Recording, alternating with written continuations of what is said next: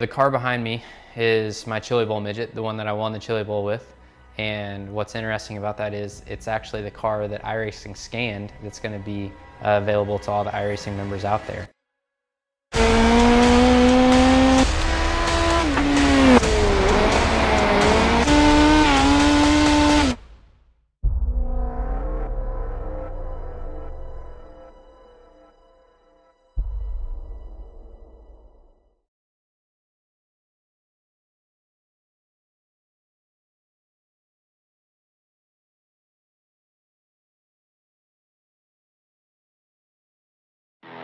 Introducing a whole new form of racing to the best online racing simulation in the world. This is Dirt Racing on iRacing.com. Race online at some of America's most legendary dirt tracks, including Eldora and Williams Grove.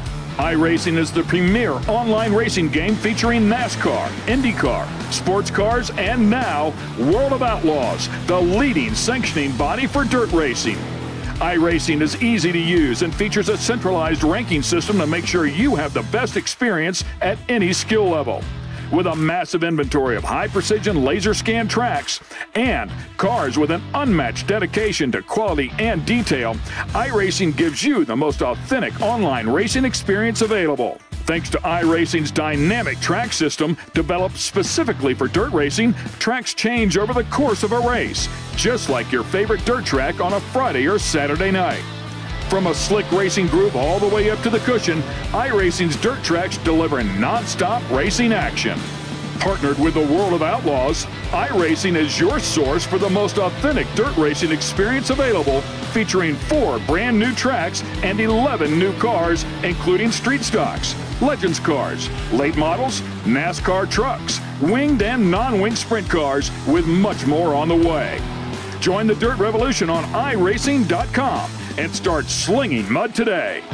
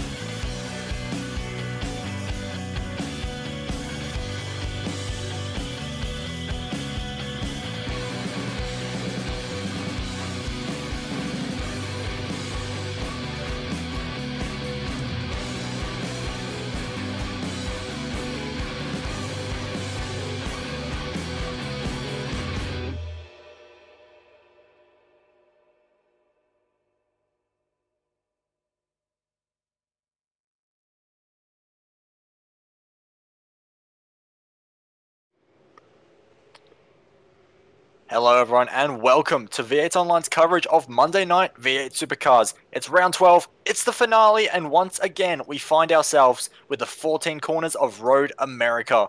We are here today with a championship decider, 82 points between Marlon McMullen and Dane Warren. It's sure to be an absolute classic in the making. I'm here alongside Mr. Jay Kennedy. Jay, it's going to be a long race tonight. Hello everyone, yeah, it's going to be an interesting race, it's going to be an entertaining race as well. We've got some big names in, and basically, as you said, the championship will be decided in this race. Whoever wins this race out of Marlon McMullen and Dane Warren will effectively win the championship. But there's a bit of a curveball, because the name that we haven't seen in the V8 Supercar since the V8 Scops Enduros, and I think it's been 18 months or more since he's raced an official V8 race, Josh Muggleton has jumped in the car, along with Scott Larnack. So we're going to see a remake of the battle we saw in Carrera Cup Australia a few months ago. They battled for the championship. They're going to be in the middle of this championship battle. It's going to be very, very interesting. Yeah, it certainly is. Two drivers we have not seen at all, as Muggleton just about to start his first lap, so this could be a good opportunity to see just how quick he is in that car. But we also, of course, have Scott Larnack making his first ever race in this Monday Night Official Series. He's also live streaming the race. If you do want to go check out his point of view on YouTube Gaming, he's welcome to do that. He's told me to go easy on him tonight because it is his first time, but I'm absolutely not going to do that. So Scott Larnack, no pressure. But Josh Muggleton making his way into turn 1. And like you said, it will be very interesting to see how he does go in his first time back for this race and this car. But it's all eyes on McMullen at Warren for this championship. Yes, as you said, there's not too much between them. With it was 81 points before this round started. There's been a little bit of shuffling and some points adjustments since this round started with the drop rounds and things taking effect. But the battle for first and second well and truly on, and the battle for third and fourth is very, very tight between Thomas Hinz, Michael Taliancic and Riley Blythe as well. All of those drivers, I believe, are in this race. No, Riley Blythe is not, but Hinz and Taliancic are. So they're going to battle for third and fourth in this championship as well. So we've got some really interesting championship battles happening in this race. But I feel it's going to be a really mixed up grid. Some guys that will be looking for redemption from last night in the V8 Supercar Online Premier Series, like Dane Warren and Emily Jones as well, who was involved in a big incident on the restart that we did miss. She was involved in an incident with Thomas Hinz after the safety car was called and the restart happened. So she's looking for redemption, as is Hinz. So we'll see a lot of drivers out there trying to prove some big things tonight. Yeah, absolutely. And like you said, a lot of drivers looking for redemption after last night's V8 Scops round, which, if you haven't seen it already after this broadcast, be sure to check it out because it was one of the craziest final few laps of the entire season. Absolutely incredible stuff all throughout the field, as Marlon McMullen now about to come through and post the very first lap time of the session with a 2 minute 7.5. So he's throwing down the gauntlet for Dane Warren to go and chase down. But it's not going to be an easy task around this track. Lots of corners to get right and wrong. But Dane Warren does it absolutely perfectly and half a second quicker. Yeah, good lap from Warren. Last night he had trouble in qualifying and didn't get a lap in at the start of the session. We'll see what time Muggleton does as he just crosses the line. Actually, no lap time counted for Muggleton. Larnack's going to be one of the next to cross the line, so we'll see how he goes. Yep, so Scott Larnack coming into the final few corners now. Obviously very used to the Porsche, but switching to the V8 Supercar, does have experience in this car previously, did win the Oceanics Sim Racing Development Driver Series, so he does know how to drive this car, but it's been a long time coming. But what's he going to do for his first lap across the line? And it's going to be a 2:07.6, so actually a bit more competitive than I expected from Scotty. I'm impressed, mate, but nonetheless, still doing very well, but still a lot of pressure on a lot of guys yet to do times. 23 cars in tonight's field, and we've only got 15 guys with a time currently. So it will be interesting to see how they all make their way around this qualifying session. 27 degrees track temperature for today. So there's plenty of grip out there, but they've only got another 2 minutes to play with. Yeah, not much time left. We've got Michael Taliancic on screen now. The man that he is fighting, Thomas Hinz, has put in a pretty decent lap. He's in 7th, but won't get a second crack at it. Taliancic really needs this lap to count to shuffle Hinz down the order. The finish between Hinz and Taliancic will be very, very hotly contested. A 7.9 for Taliancic will put him right in the midfield, actually 16th, so way down on where he would like to be. He's only 4 thousandths of a second off Daniel Williams in that next spot. We go to Josh Muggleton about to finish his second flying lap. As we said, didn't get a lap in on that first one. And we've seen all season long that the first lap is the key one. Really need to get that first lap in. So it's going to be tough for Muggo here. Yeah, absolutely. The tyres will be a lot warmer now. They'll be past their optimal pressures. And the entire balance of the car will not be what it was on that first lap. So it might be a little bit slower. But we know Muggo is a man of plenty of talent. So even this second lap could be quite quick. As we now make the run to the start-finish line to post a time of 2:07.3, and that is going to get him on the second row of the grid. So close to making it onto the front row, as he's going to get beaten there by Emily Jones. And out of nowhere, Luke Harvey manages to get himself on the front row. So very hotly contested for that front row at the moment. And Harvey, who is rumoured at the moment to go to TTR at the end of the season, he's just beat all of his potential teammates. Yeah, very, very good lap from Harvey and Dane Warren. Good lap time on that second lap. Actually improved a small margin on the second lap. Was just seeing Brett Cananzi jump into the top 10, up into 8th position. So Taliancic now has got a big load of work ahead of him. He's going to start this race in 22nd position as it stands right now, and I don't believe he's going to make it around to the finish line in time with only 20 seconds on the clock. So that is going to change this championship. Hinds, at the moment, now has one hand on the 3rd position trophy. Yeah, absolutely. And that's a nightmare for Taliantic. One thing he does have got going for him as he gets all kind of sideways laps, 110% gone now. It is an okay track for passing, plenty of long straights into heavy braking zones. But in that session, just 2 more tenths of a second, and he would have found himself 9 more positions on the grid. So for Taliantic, just a case of maybe being a bit cautious, fighting for the 3rd spot in the championship. And now he's got the long work ahead of him to do. Yeah, it's going to be a tough job, but it's definitely not over. Our championship contenders, though, will start first for Dane Warren, and Marlon McMullen. Actually not in the race, is he? Oh, yes, he is. I've just noticed him on the timesheet there. Yep, down in 9th, so a bit further back than he would have liked. So a bit of a disaster for McMullen, sorry. But Dane Warren's going to be kicking it off from pole position for tonight, with Luke Harvey joining him on the front row with that last-minute fantastic lap there to get alongside Warren. Emily Jones and Josh Muggleton, the 2 TTR cars, are going to be in 3rd and 4th, with Kurt Stenberg, another of the rising stars, starting from position number 5. Brady Myers for Progression Racing Australia in P number 6, with Jason Bentz and Brett Cananzi, who is making a return to racing just recently, and is going to be starting from the top 8, with Marlon McMullen, our title contender, in 9th, and Brian Borg rounding out the top 10. Yeah, then we've got Thomas Hinds starting in 11th, with Scott Larnack in 12th. Zach Baker will start in 13th, with Mario Vlasic, good lap from him, in 14th position. Brett Loxton 15th. Greg Sharp next in 16th position. 17th to Martin Carroll, with Jamie McKnight next in 18th. 19th, Cooper Webster, and rounding out the top 20 is Christy Angelo, all separated by under a second. Daniel Williams, Michael Taliantic, Daniel Trim, and Steve Jansen.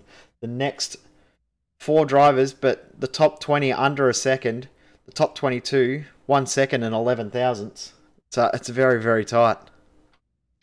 It is, and with a track like this where we do get a lot of slipstreaming and a lot of potential overtaking zones, it's going to be a very, very good race when these 5 lights go out to unleash 24 of the best V8 Supercar drivers we have taking part here tonight. And the time for waiting and gridding up is over. The revs are rising. Cars getting ready to get 24 laps underway, and Emily Jones has already bottled this completely. But otherwise, it's going to be a good start from Dane Warren. No wheel spin there, but a good second phase of the start for Luke Harvey. But for Emily Jones, already disaster. Yep, that's going to be heartbreaking start. But have a look at Muggleton defending from his teammate and Kurt Stenberg, who did a great job launching it off the line. And Brady Myers as well got a very, very good jump. Emily Jones are dropping back through the field after the jump start. And at the front, Dane Warren, Luke Harvey, teammates in the V8 Supercar Online Premier Series Endurance Cup. They're battling for the lead now. They certainly are. All cars look to have got away clean so far. So good stuff from these 24 guys as they make their way down this very long straight. And there is going to be a lot of passes going on into here, but not for the front 2. They're all going to stay single file. But behind the TTR cars, Progression Racing Australia car of Brady Myers as well, they're all going at it side by side. Through turn 3 are the rest of the cars. Looks like we're clean as well. So a great start as there's a big moment in the background there for, I believe that was Jason Bentz, as he dives it up the inside of Emily Jones, who continues to fall back. And Marlon McMullen stuck in that battle as well. So as Dane Warren continues to run away out front, McMullen not making the progress he would have liked, although gets the move done on Bentz right now. Yeah, Bentz got on the anchors very early there, so possibly had a little bit of a cut track penalty and had to slow up a tiny little bit. Now Bentz trying to get back past McMullen. I don't think he was wanting McMullen to get through, let Jones through, and wouldn't have wanted to give up 2 spots. But very intense battle behind McMullen, Cananzi, Borg and Hinds all in this fight as well.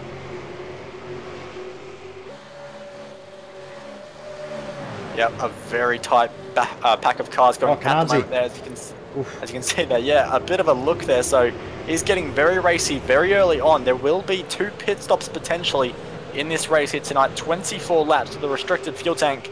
And so there's plenty of strategy work for these guys to get into. So we could very soon start to see some strategies going on whilst driving, but also with the pit lane, as Emily Jones continues to stay out with a penalty at the moment, but that will be something she has to serve in the next few laps. So that will be one more place for McMullen as he crosses the line in 7th. That will soon become 6th. But with Dane Warren out front, it is looking very good for the championship for the All-Star Motorsports car. Yeah, at the moment it looks like it's one hand on the trophy, but Bent's up the inside. He's got the move done on Marlon McMullen here. McMullen's going to get shuffled wide at turn 2. Very, very tough to hold it on the outside of turn 2, and McMullen does surrender that position. Now back into 8th again.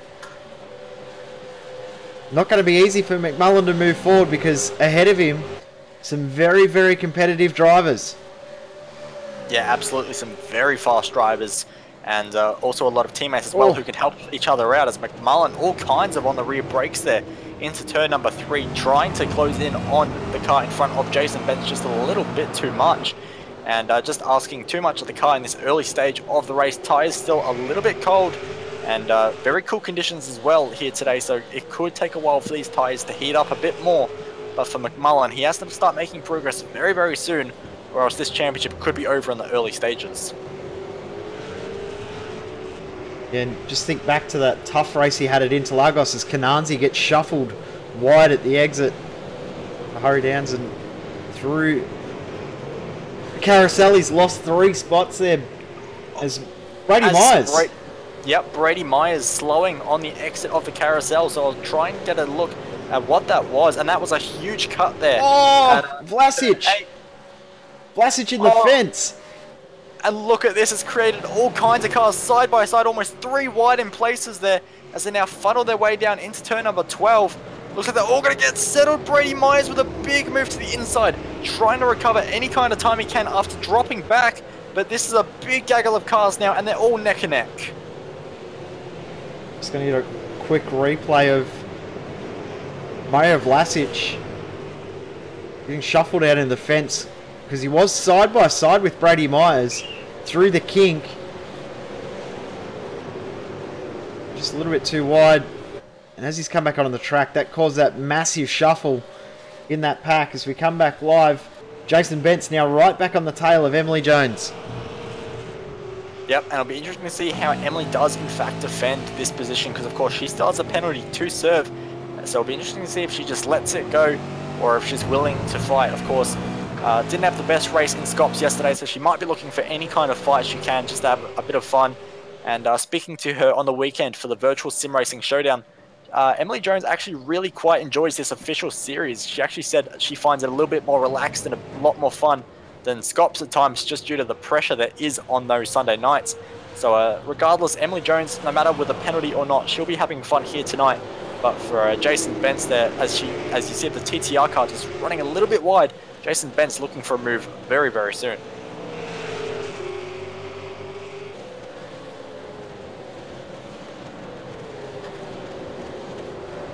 Yeah, Bentz probably looks the most racy out of this pack, and look at how far McMullen has dropped off from Bentz too. So McMullen struggling a little. Bentz looks like he's got a lot of pace in his car at the moment.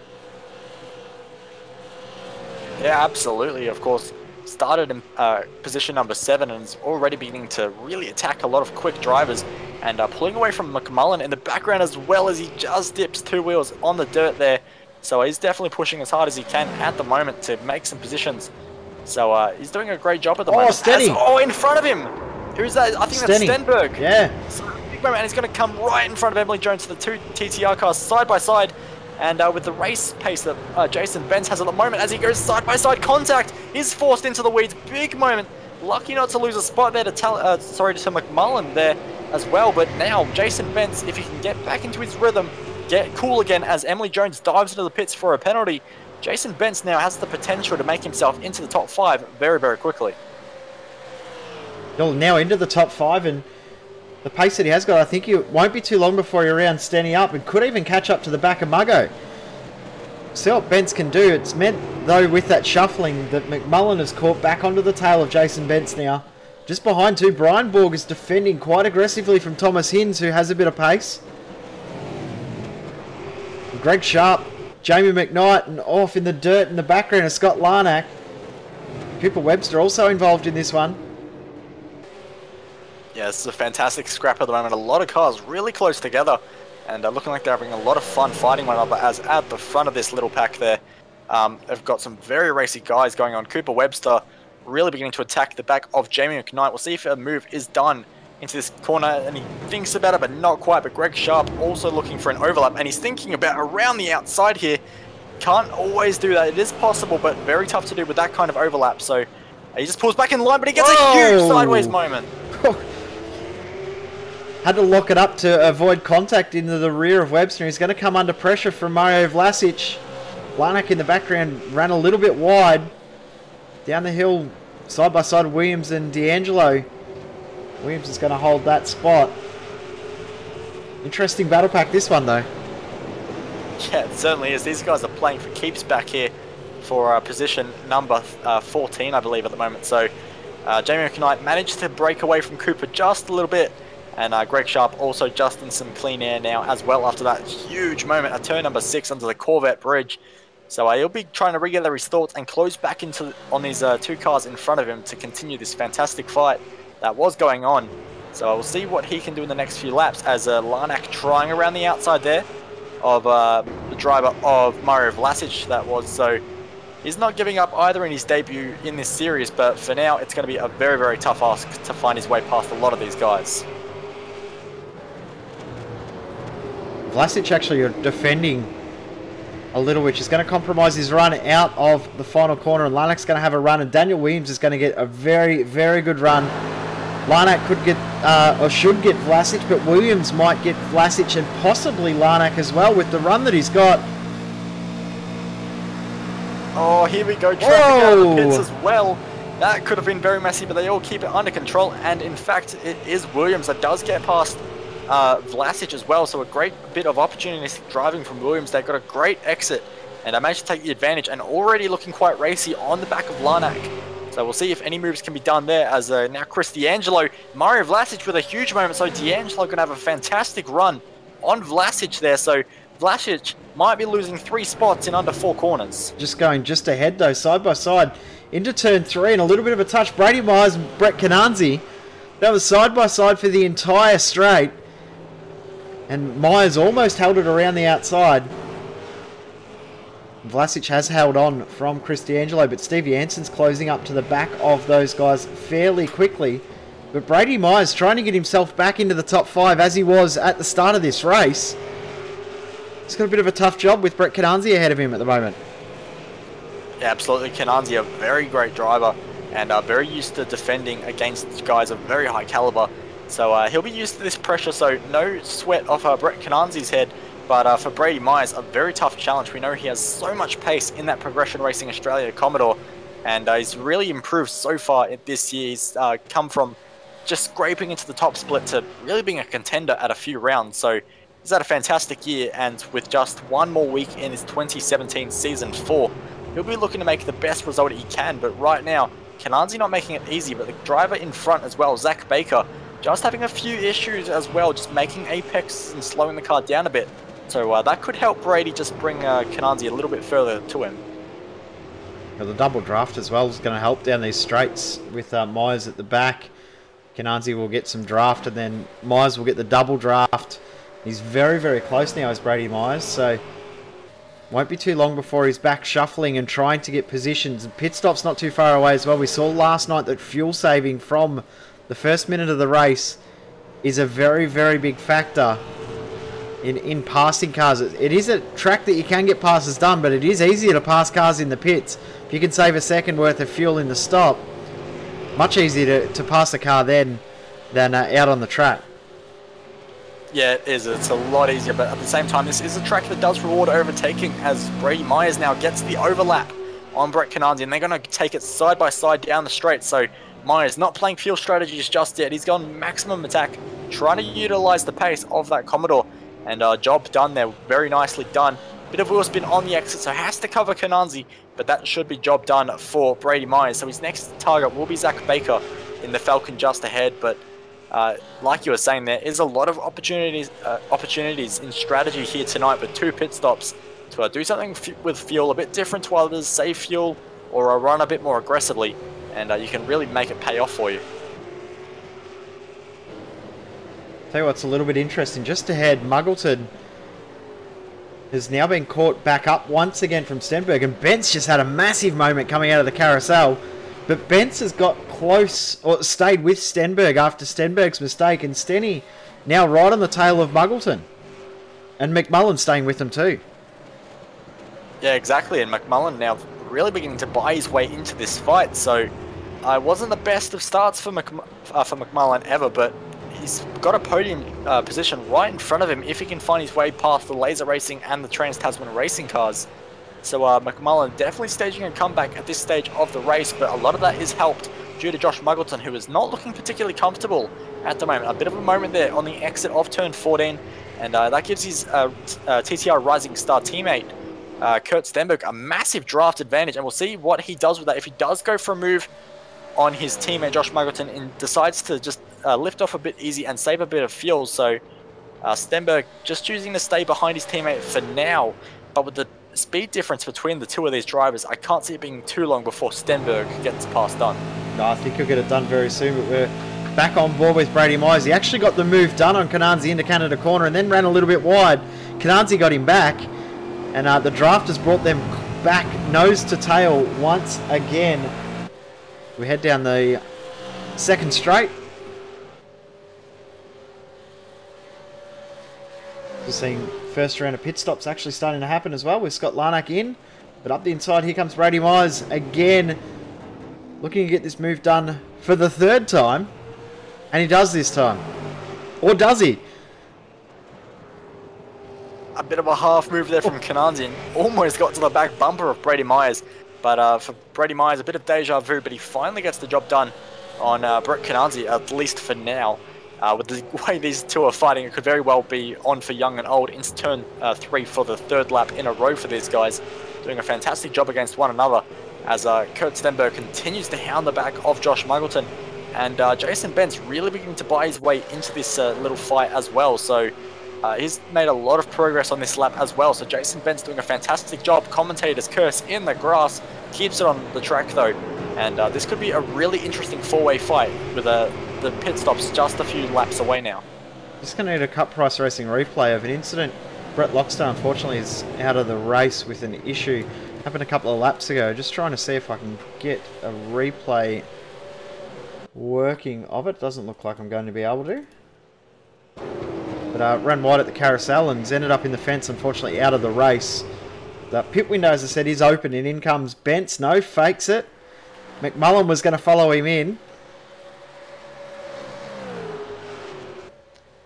So tactics already from these guys as they make their way now through the front straight, and a lot of guys choosing to stay out at the moment. One of the only guys on this lap to come in will be Greg Sharp, so a lot of guys still choosing to run long. It's a 24 lap race, so you would generally think that all run 8 lap stints if you want to do it as evenly as possible, but we'll have to wait and see just how long some of these guys are willing to run or how short they're willing to run. Yeah, at the front you'd almost assume that Warren and Harvey will run it in 3 even splits, 8 lap, 8 lap, 8 lap, but the rest of the guys can mix it up a little bit, and even doing the same as the guy ahead of you, if you tuck in behind and save some fuel. Oh, Bentz, massive moment. Just got the rear onto the grass and lit the rears up, just held on. That was a big moment. It certainly was. Very lucky to hold on to it, but what he has done now is allowed Marlon McMullen now well and truly onto his rear gearbox. So for Jason Bentz, he's now got a rear mirror full of one of the title protagonists. So a lot of pressure there on Jason Bentz to make sure he does hold Marlon behind. But for now, they're still in that little train. All 4 cars just separated by little bits at the moment. No one able to get a move done yet. But this will mean that potentially makes some of these drivers think about pit strategy on this lap and dive in. So it'll be interesting to see, as once again, he's really loving that grass out there. He's definitely going to be coming in this lap because he needs fresh tyres because those rears are destroyed. So Bentz will, I'm guessing, come in this lap. I'm pretty sure most of these guys in this battle pack will come in. Find out in just a moment though. We absolutely will now as they fire into the final corner. One driver that has come in well, two drivers that have come in are Dane Warren and Luke Harvey. And like you suggested, they're not alone as choo-choo. It's pit lane time for all four of these guys, as almost everyone so far has elected to stay Borg. out. So, whoa. I don't know if you pulled that up in time, but geez, he was aggressive into the lane. Yep, you got to find those extra few tenths, and he was definitely going for him, that's for sure. Just have a quick look. I think he will get away with that. Very, very close, but pushing the limits for sure. Staying out, Talyancic. And also ahead of him is Martin Carroll, who's lapped down. So Talyancic now takes the race lead. He has to do something a little bit different to work his way forward. He was stuck in about 21st position. But pretty much the entire field in the pits to make their pit stops. Dane Warren is now out, still in the lead. Luke Harvey has left his box. But it looks like Bence has jumped. Muggleton, McMullen, Stenberg and Muggo. Oh, and comes out just ahead of Emily Jones, who's now on the alternate strategy. Well, of course, Emily Jones, I don't think actually has pitted yet. Of course, she had to serve that pit stop at the start of the race, so she's 5 laps into her stint at the moment. So I think she did take fuel. Stint, so she took fuel. She waited as long as she could to serve the black flag, took fuel, and probably has to save a couple of laps of fuel to make it home. So she'll be happy to be in some traffic now. Yeah, so that's actually a very good strategy ploy from Emily Jones now. So she's found herself well amongst the front runners as she gets absolutely time bombed by Marlon McMullen, and he manages to pull it up. So fantastic move there from Marlon to get that job done. But for the Trans-Tasman racing cars of Kurt Stenberg and Josh Muggleton, they've had a nightmare pit stop. Yeah, so Muggleton an 18.8 second stop, but 6 seconds longer in the pit lane than Brian Borg and Jason Bence. Potentially doing something a bit strange with maybe tyres, potentially. Of course, the corner they're going through right now, this very long right-hander that just never ends, wears the front left tyre out quite a lot, and that does hurt lap times a lot around this circuit. So potentially changing a front left tyre, maybe? That's about the only thing I can think of right now for the Trans-Tasman racing cars, as they've both fallen back quite dramatically.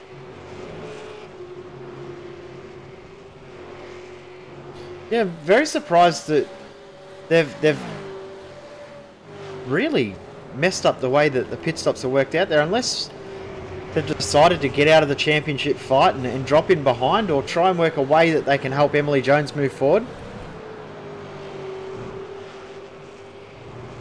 Definitely a strange one, so we'll keep an eye on what the Trans-Tasman racing cars do, as all of them have done something a bit strange, as Talyancic, of course, dives into the pits to do his first of 2 potential pit stops. So good job there, as now that is a battle now happening between Brian Borg, who's now trying to get the job done on a driver. I'm just trying to get my cameras working right. That's Emily Jones. So she's slowing down quite a lot. So I think she knows she's not on this position on pure strategy. She's not perfectly in line to make it home on fuel. So Emily Jones potentially just making it easy on her teammates and fellow drivers, just to get it out of the way a little bit. They're probably happier just to tuck in behind Muggo and Stanny and get some draft, save fuel, get it back into some sort of contention. But I feel like she might be 1 or 2 laps short on fuel. But Stenberg thought about making a move on Brian Borg, but backed out of it.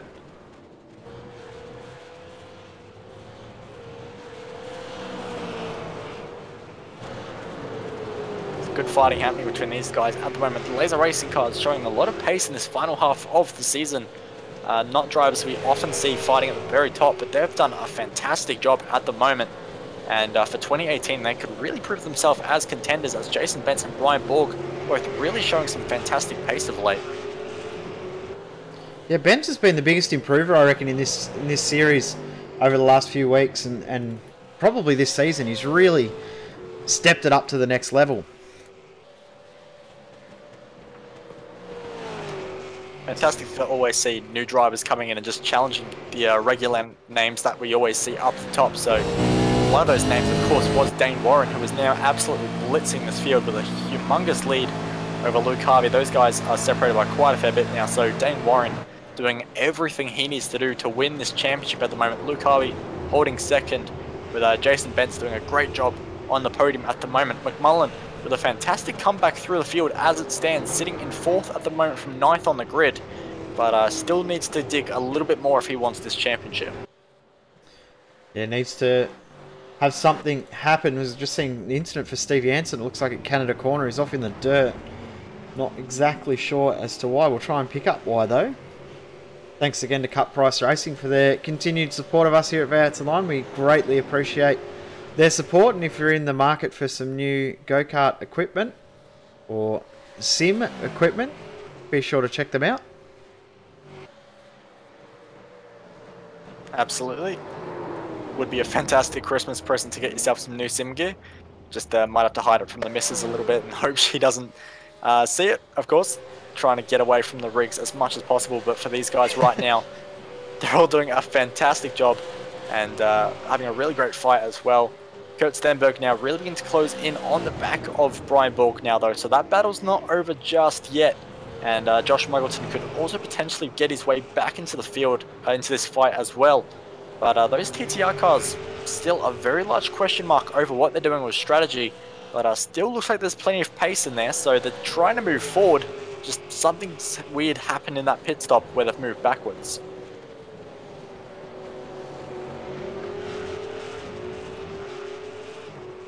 Emily Jones is under a lot of pressure from Brett Cananzi and Scott Larnack now as well. So Larnack on the alternate strategy too.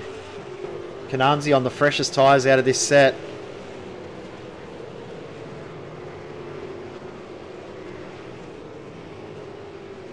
And Larnack looks like he might get a bit better of a run here on Cananzi. Maybe we'll get a move done down the back straight. Definitely be a very gutsy move as he gets all kinds of cross stuff there, touching the grass on the exit there, going past Emily Jones there, but it is going to be a potential move there on Brett Cananzi. He's going to have to do it the long way. Contact is made, the door, and it's going to be Larnack off into the gravel. He's going to have to rejoin, and it's going to be a bit tight, but he does get through cleanly. So unfortunately for Larnack, dropping a whole bunch of spots now behind Cooper Webster, Emily Jones, and Greg Sharp as well. So disaster for him, but still in the race, still panels left on the car, just a little bit beaten up, so we can continue and fight for another day. We do also have to remember that Larnack at the moment does have some pretty old tyres compared to the rest of the guys in this field. Of course, he was one of the first guys to go for a pit stop, as he now gets past Emily Jones, who's on massive fuel save at the moment. So easy job done there. But still looking for these fights at the moment, as Brian Borg has now actually been passed by Stenberg. Yeah, so that's happened, I think, into turn 1. Yep, into turn 1, Stenberg there just with a great run out of the final corner. And Brian Borg did not fight that at all, left the door wide open for Stenberg to go through. So maybe Borg thinking of strategy at the moment and going for fuel saving potentially. Possibly, or maybe jump in behind Stenberg, who's quicker. They can both work together. Can't even speak. Together and work up to the back of McMullen once again. Yep, that could definitely be an idea as well, as McMullen is just doing the best he can to actually close in on Borg's teammate Jason Bence at the moment. So could potentially see these laser cars right up the front if Borg can stay with Stenberg, which he's doing a great job of at the moment. But also have to be careful of his mirrors, of course. Josh Muggleton in the background lurking as well in 7th place, who's getting a huge moment through the grass there. These drivers, there is a little strip of tarmac that they can use just in between the grass, but I think by the end of tonight, that little tarmac strip might be a little bit larger. Tell you, a battle that's really heating up is Thomas Hinds versus Brady Myers. Brady Myers trying to work his way back forward again. Tucked in behind Thomas Hinds. Hinds in his own battle for the championship 3rd position. And Brady, nothing to lose. He's trying to get a move done here. Yeah, and Hinds has another thing to think of as well, of course. Only a very few amount of points here between him and Michael Taliancic for the Division 2 title as well. So for Thomas Hinds, he's a long way ahead of Taliancic at the moment, but every point counts, and losing a position to Brady Myers into turn number 1 will not be on the agenda, but it's not going to look like he has much of a choice here. And he makes life relatively easy on Myers. And as he suggested before with Borg and Stenberg, I think Hinds might be looking now just to stick in the slipstream of Myers and just be carried around the circuit a little bit.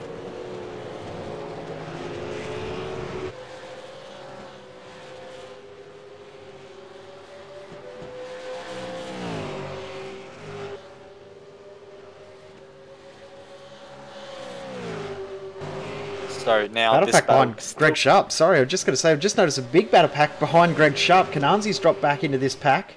Cooper Webster side by side with Kananzi. Oh, jeez. Very late. Look at that. What a lunge. Huge move, and he's got to pull up a little bit of a bump in the back from Greg Sharp, and they're going to go 3 wide. Here we go. Oh, no. And actually, the 14 car there, managing of Cooper Webster, gets them all before that turn there. Linux still going to take it side by side with Kananzi. Oh, this doesn't work side by side. They're going to try it, and around the outside, Linux still with an overlap, still side by side. Somehow they've pulled it off, and it's going to be job done for Larnack ahead of Kananzi, and Kananzi's not done getting past yet, as one of the PSS cars there trying a move there. That's Jamie McKnight having a bit of a look as well to get in on the action. But fantastic find. This is a fantastic battle that's happening at the moment. Cooper Webster, who was third in this little battle pack into turn number 3, out of nowhere, he's pulled a huge gap on the cars behind. Larnack's looking like he's the most threatening now too. Because he got shuffled out in the weeds the last lap around the Canada corner. Will he end up out there again? Sharp defending up the inside. Just pulls it up too.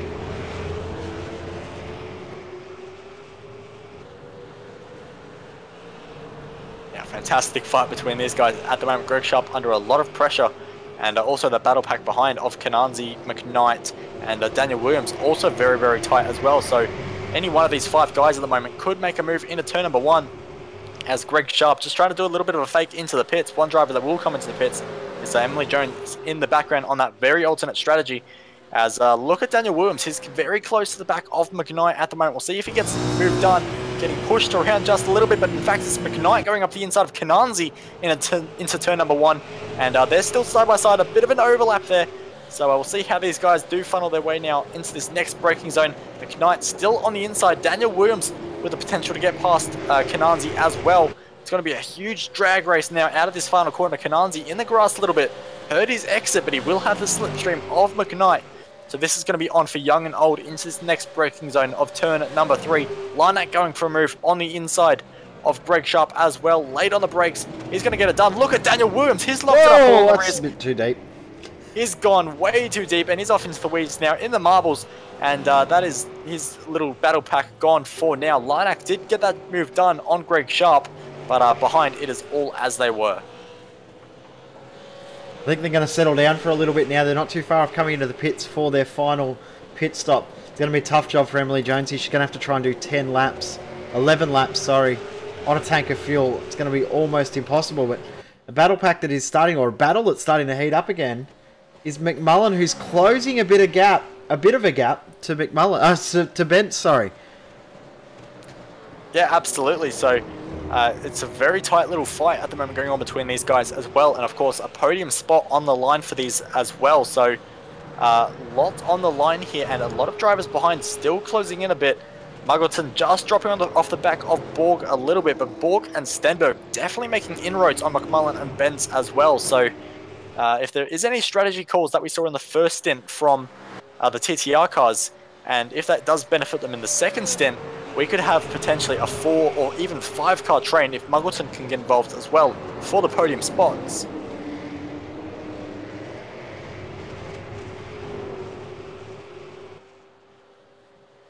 Battle between McKnight and Kananzi. Greg Sharp as Scott Larnack jumps into the lane to make his pit stop. He's going to struggle to make it home as well, but McKnight having a look up the inside. Whoa, Kananzi. Straight ahead at turn 1. That is not the preferred line. He'll jump back in. He'll stay in 15th position. He's just dropped back a little bit of time. Get a quick replay of that though, because that was a massive move. Almost made contact into the rear of Greg Sharp. Very lucky. He was out in the weeds and in the gravel trap and all kinds of things.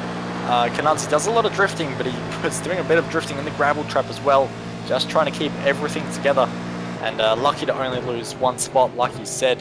But the battle pack just in front of him will continue on, as that battle pack as well for Thomas Hinn, Zach Baker, and Brady Myers still raging on as well. And on this lap, Thomas Hinn has actually found his way past Brady Myers. So this battle pack still well and truly on. So we thought maybe Hinds would stick onto the back of Myers, but no, Hinds is going to make a fight of it. Yes, this is going to be interesting to see what they do from here. So whether we see anyone pit now and do a 9-lap stint of fuel. 9 laps is pretty much the absolute limit.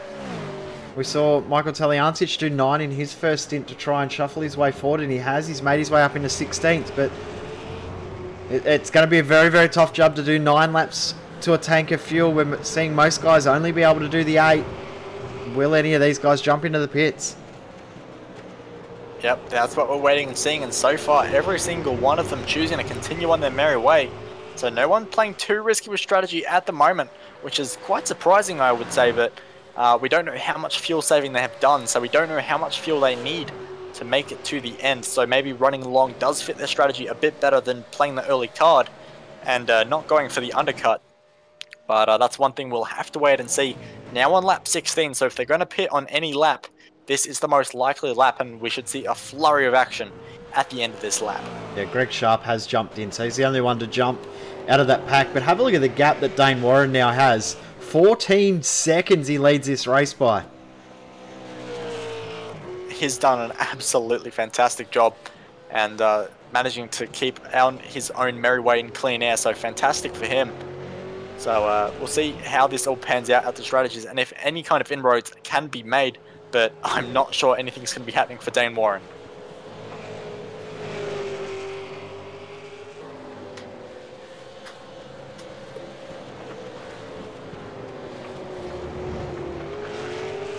So Marlon McMullen still on the back of Jason Bentz, as those guys will be coming into the pits at the end of this lap more than likely, so that'll be very interesting to see if Marlon McMullen has been doing some fuel saving behind Bentz, and if he can jump that spot. But also we have to keep an eye on Stenberg behind, who has now managed to break away from Brian Borg, who was sticking with Stenberg for quite a while, but not anymore. So that will be another battle to watch out for. And I think this fight for the podium spot, the very last one on the podium, will be a very interesting one to keep an eye on. Yeah, last lap Stenberg was around about half a second quicker than McMullen, so it's taking a big chunk of time out of McMullen and Bentz is Stenberg, so it'll be interesting to see now as they come up to the stops. McMullen would have saved a bit of fuel tucked in behind Bentz as they all dive into the lane for the final time. Yep, so they have to make sure they don't get a speeding penalty here. We saw Brian Borg very aggressive last time around, and he's still equally aggressive on this time, so maximum commitment there for Brian Borg. Clearly has a braking marker for the pit lane and is willing to do it. And look how close Brady Myers, Thomas Hinds, and Zach Baker are as well. So plenty of pressure on the pit crews now to make sure they get all the features of the pit stop done perfectly, and make sure they can get their driver out first. So it'll be very interesting to see how the positions shuffle after this little stop.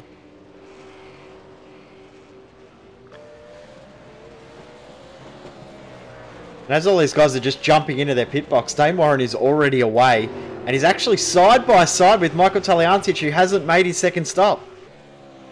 Yes, Taliancic is continuing to run long. We saw him do it in the first stint, does it in the second, actually makes contact with Dane Warren there.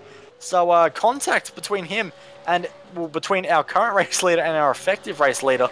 So for Dane Warren, that would have been a heart-stopping moment, but for the rest of these guys now making their way out of pit lane, and McMullen has jumped Bent, so McMullen does get on himself onto the podium, and also Stenberg is actually lost the spot to Brian Borg as well, so the laser racing cars, one lost a position and one made a position. Yeah, but have a look behind Brady Myers, who jumped Thomas Hinds in the stop. Hinds has dropped behind Myers and Baker. These guys are going at it. As just seen, Greg Sharp's had a bit of a moment at turn 1. All by himself too, I believe. Just having a bit of a look at that, and he actually did get a little bit of a contact, yeah, with Daniel Williams. So unfortunate for Greg Sharp, but it does look like he sort of came across on Daniel Williams' line just a little bit there. So unfortunate contact there, but nonetheless, he's on his merry way and still has the driver of Martin Carroll just behind, Chris D'Angelo behind, to continue to fight it out with. So he'll still have someone to race with, but just a shame that he has lost a couple of positions in that. Have a look at how close Stenberg is to Borg. He wants to get this move done. Stenny is really on a charge. He's got some very good pace, but it's going to be tough to pass Borgie. Borgie's got that Falcon looking very, very wide. Yeah, absolutely, but it's not going to stop Kurt Stenberg from trying. You can see how racy he already is. Definitely no fuel-saving tactics here. He's going to get that job done the second an opportunity arises. So for Kurt Stenberg, maximum attack right now and put all the pressure he can on Brian Borg, who of course jumps Stenberg in the pit lane. So once again, the Trans-Tasman Racing cars not with a quick stop, as Josh Muggleton also losing time in that stops as well. So the TCR cars have a bit of work to do for the Monday night official series pit stops, but they've got plenty of straight line speed as we see now uphill and already side by side with Brian Borg. A fantastic run there, but we'll see who has more legs in that car. It's going to be Stenberg on the inside, so he will have the advantage under brakes in the turn one if he can do it, but we know Brian Borg likes to defend quite hard. And at the moment, Stenberg up the inside, but can Brian Borg get a crisscross? Not quite. So that is job done for Stenberg, but he does have to watch out for Brian Borg getting a slipstream down this next straight and potentially getting a move done into the next braking zone. But unfortunately, Borg, bit of oversteer there, and that allows Kurt Stenberg now to hunt down the driver in front of Jason Benz. Something's happened to Muggo. In amongst all this, he's got massive damage to his car. He's coming back in for the third time. Try and pick up. I think it may have happened at the kink.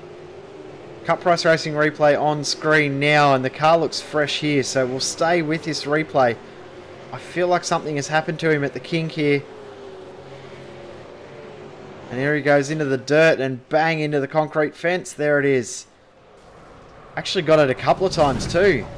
Oh, huge hit for Muggo there. Massive impact there. So that car would be all kinds of damage. So unsurprising to see him in the pit lane. And that very well could be the race done for Muggleton. So that's a shame for him. And just another end for him. Unfortunately, he had a pretty good qualifying for someone that's not in the V8 Supercar quite regularly, up in 4th place. But the race just kind of fell apart from the start, unfortunately. I believe the gap that Stenberg's already pulled on Brian Borg. It's already a full second. Wow, so lots and lots of pace in the Trans-Tasman Racing Rising Stars car of Kurt Stenberg. And he's putting in some massive times at the moment. We'll have to wait and see this time around how his pace compares to Benz and Marlon McMullen. But I have a feeling Kurt Stenberg could be the man to watch here. And he could be the worst nightmare for McMullen. And potentially, depending on how quickly he could get past Benz if he can catch him, he could be a dark horse for a podium here. It'll be interesting to see what he can do now that he's in clear air. But a battle as well that's heating up too. Thomas Hinds starting to close back onto the tail of Brady Myers since he's got past Zach Baker, which happened just a moment or a couple of moments ago. Thomas Hinds not giving up without a fight at all. And that is something he does have to do, of course, fighting for the Division 2 Championship against Michael Taliancic, who is sitting back in 13th place at the moment. And on a slightly alternate strategy on newer tyres, so Taliancic will be making a charge. So for Thomas Hinds, he has to make sure he's in a very good position. And if he can get ahead of Brady Myers, he puts himself in a fantastic shot at taking out that championship.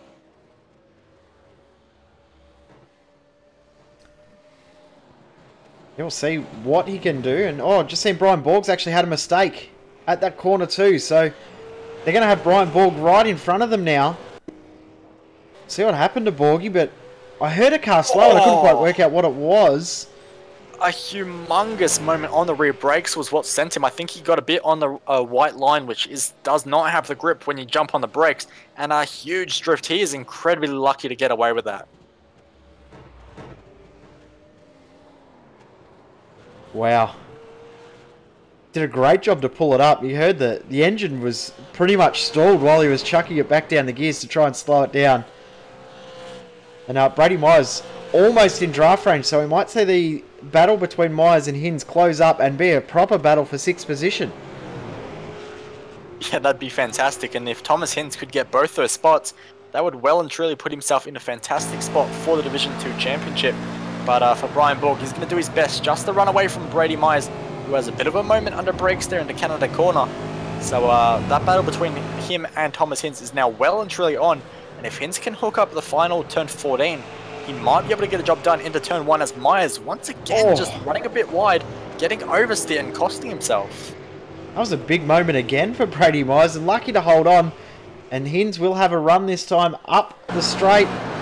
Will he be able to get the move done? He's closing up ever so slightly. And Myers can see him coming. He's starting to weave and move across a tiny amount.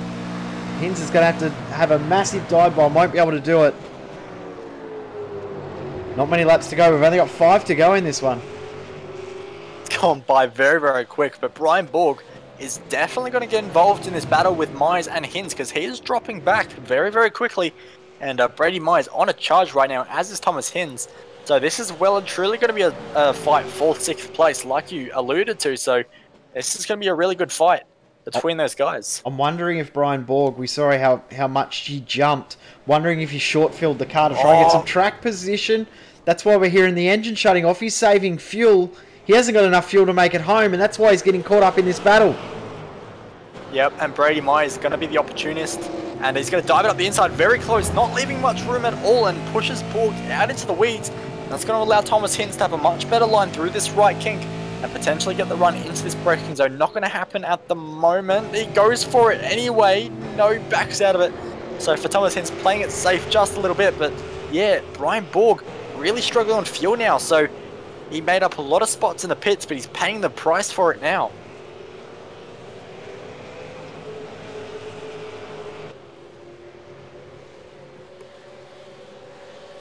So the top 3 and top 5 all looks to be as they were. Stenberg running very similar times to the guys in front of him, so that all looks to have settled down. So this fight for 6th is going to be the fight we have to keep an eye on. Currently held off by Brady Myers. But if Thomas Hinds can find his way past Brian Borg pretty quickly, we saw him very racy against Brady as well. So Thomas Hinds could be a dark horse for this 6th spot, but it all depends on how quickly he can get past Brian Borg. And if Borg's fuel saving into turn number 1, that could be Hinds' best shot. Yeah, I think this will happen fairly easily. We'll see. We'll jump on board here with Brian Borg, and we'll be able to listen to the fuel saving, massive clutching coming up under brakes. See if he gets out of the throttle early. Not as early as expected there from Borgie, and Hinds I thought was going to get a bit better run and might have been able to get a move done, but now he's right behind, tucked in under the rear wing of the Laser Racing Falcon of Brian Borg.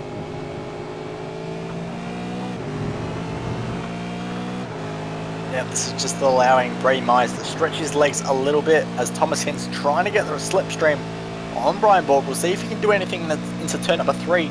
All depends on how much Borg is fuel saving, and at the moment it's not quite enough, but Thomas Hinds looks anyway, thinks about it, but not close enough at the moment for Hinds. So he's going to have 3.5 more laps to think of a move and get it done somewhere, but at the moment Borg doing a great job considering the circumstances. And we're about to turn this into a 4-car battle because Zach Baker's not too far off, jumping onto the rear of Thomas Hinds in this one.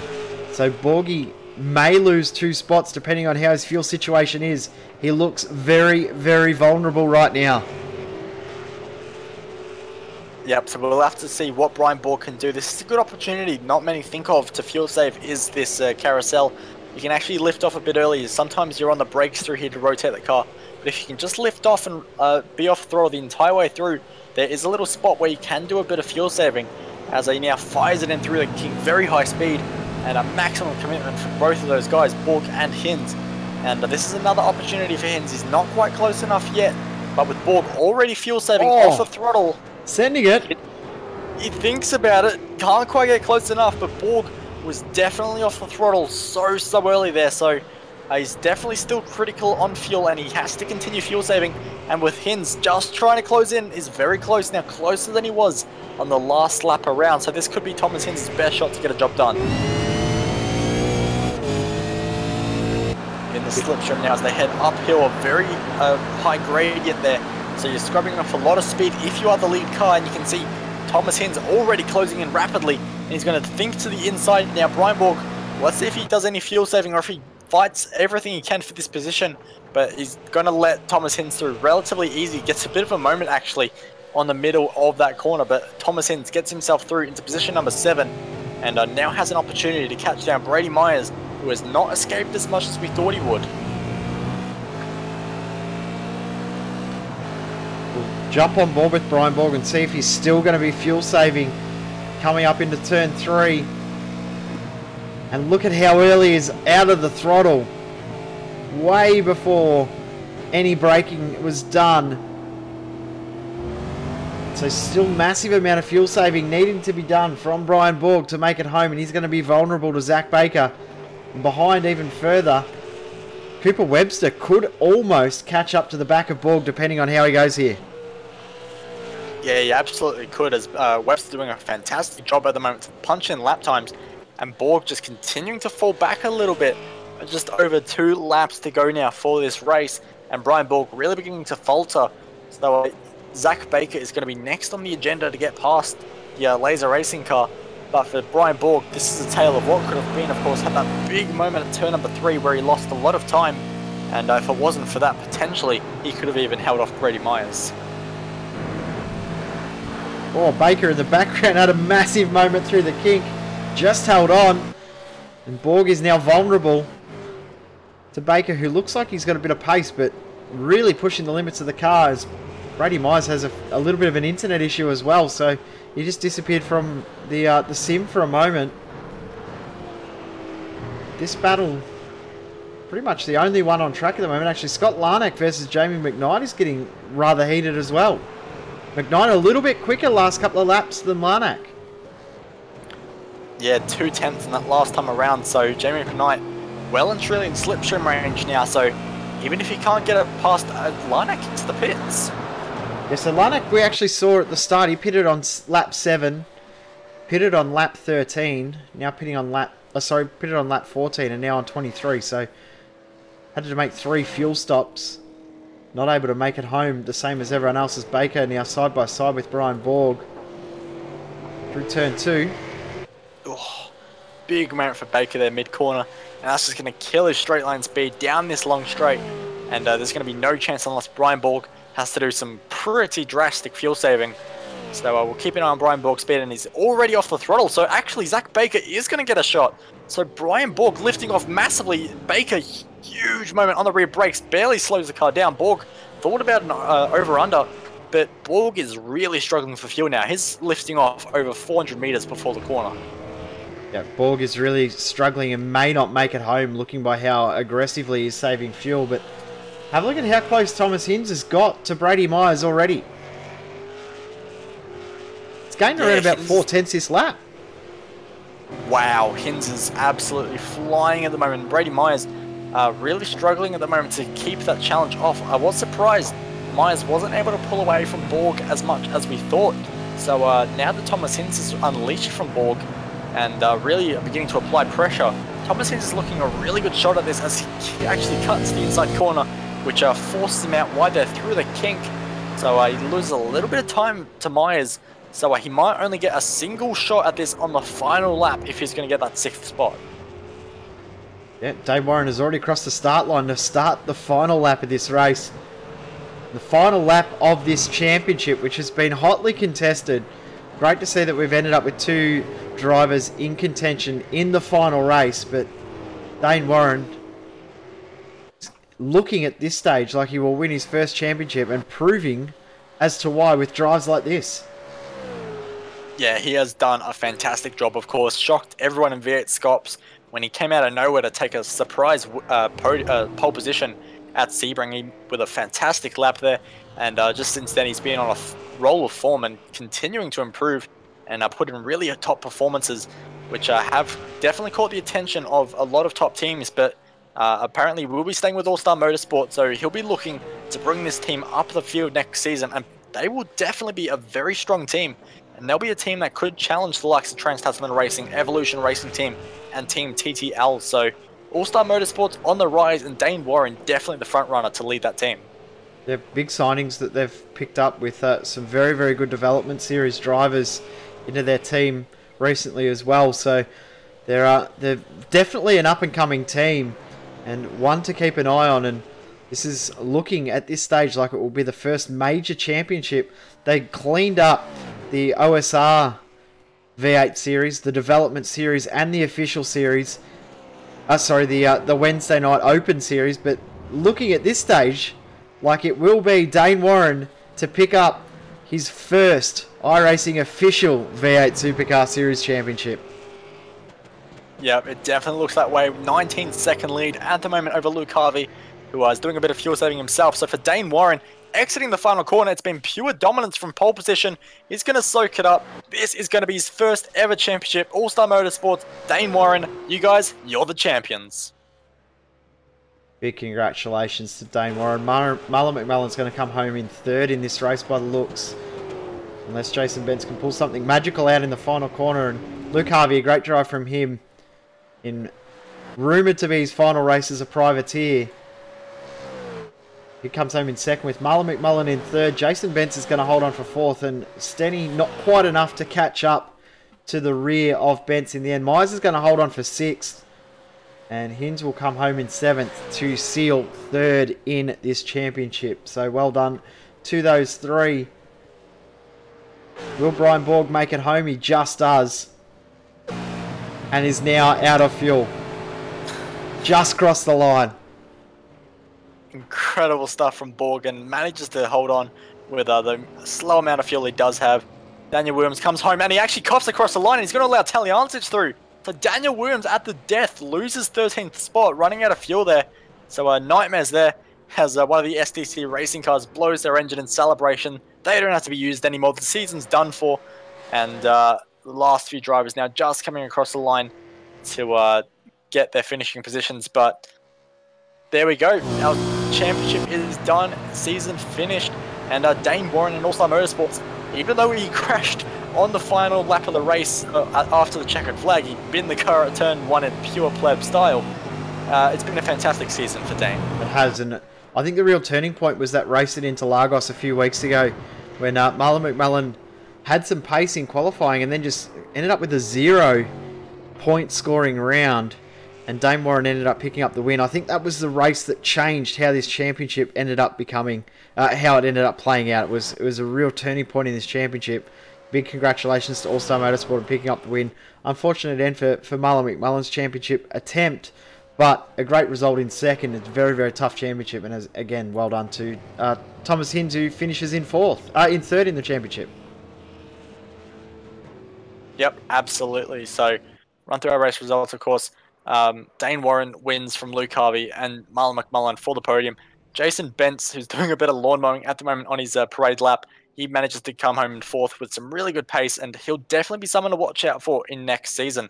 Kurt Stenberg with some really good results through the season, and he gets to finish it off with the top five. Brady Myers, Thomas Hinds, Zach Baker, Brian Borg, and Cooper Webster round out the top 10 of this race. Then we got Jamie McKnight in 11th. Michael Taliancic just got ahead of Daniel Williams after he coughed at the line. So Williams back into 13th. Taliancic 12th with Cananzi next in 14th. Chris D'Angelo 15th. And Greg Sharp, Mario Vlasic, Steve Jansen, Scott Larnack, Daniel Trim, and Emily Jones all finishing on the lead lap. Martin Carroll ending up in 22nd, one lap down with some issues at the start with Josh Muggleton and Brett Loxton DNFing this race. Well, there we go. What a championship it has been. It's had highs, it's had lows for all of these drivers. And in the end, it comes down to a fantastic race here at Road America. Dane Warren, in fantastic style, manages to dominate it from pole. And Mullen McMullen, with a fantastic comeback, did everything he could to try and get that championship win. But from ninth on the grid, a podium is still a fantastic result. Yeah, it is for sure. So, as we said, this is the final round of this championship and will be our final Monday night broadcast for this year. We will be back with the Monday night iRacing official V8 Supercar Series early in January. Bo, I need to thank you for your hard work throughout the championship as well as Cameron Dance, who's jumped in the booth a couple of times as well as Reese Gardner. Big thank you to you for your hard work, mate. It's been an absolute pleasure. It's been a fantastic series to look over. And with a lot of these drivers on the rise, and also some new teams just beginning to pop their way up the front of the field, I think 2018 could be a really interesting year for this official series. Yeah, I think it will be too. But on behalf of everyone at V8 Online, thank you for watching throughout this year. It's been great to bring the Monday night official V8 Supercar Series back to the fold and bring it back to prominence. And 2018 is going to be a massive year here on V8 Online with already 100 broadcasts booked in, ready to go. Looking forward to it. But Bo, thank you very much again for jumping in the booth, and it's going to be an awesome 2018. Yeah, it will be. There are so many series in 2018 popping up. V8 Scops is going to be huge. The official series here is going to be huge. I think it's going to be the year that sim racing in Australia really pops up. And V8's Online is going to be covering every step of the way. Yep, we will be there. Our next broadcast will be Saturday night. We've got the Aussie Mixed and Fixed League Christmas Bash. There are still entries open for that. So if you want to have a bit of a putt around in the MX5 at Watkins Glen on Saturday night, check out the forums. There is a registration thread there. Jump in, have a race, have a bit of fun, have a bit of a laugh, show a bit of Christmas spirit. And we'll be bringing coverage of that. Bo, you're going to join in and jump in with me for that one because that will be a lot of fun. Yeah, absolutely. It will be nothing like MX5 racing. So let's see how it all pans out. Yeah, and then next Wednesday we will have the first ever Australian Knoxville Nationals. Looking forward to that one. Some dirt action. And then next Thursday night, 10 days from now, Rallycross. First Rallycross broadcast here on V8 Online, the 14th of December. Make sure you tune in. Make sure you race. If you're not doing one, do the other. It's going to be good fun. I can't wait. And I'm already upset that I can't race. Well, I'm going to definitely have to rub it in your face because I'll definitely be racing in that, as I'm sure everyone will be. It's going to be a fantastic first little taste of Rallycross. And I can't wait to see how it all pans out. Yep, it's going to be good fun. So we thank everyone for tuning in throughout this championship and throughout this year for Monday Night V8s. As we said, we'll see you on Saturday night for the Aussie Mix and Fix. On behalf of myself, Jay Kennedy, and Bo Albert, we will see you next time. Thank you.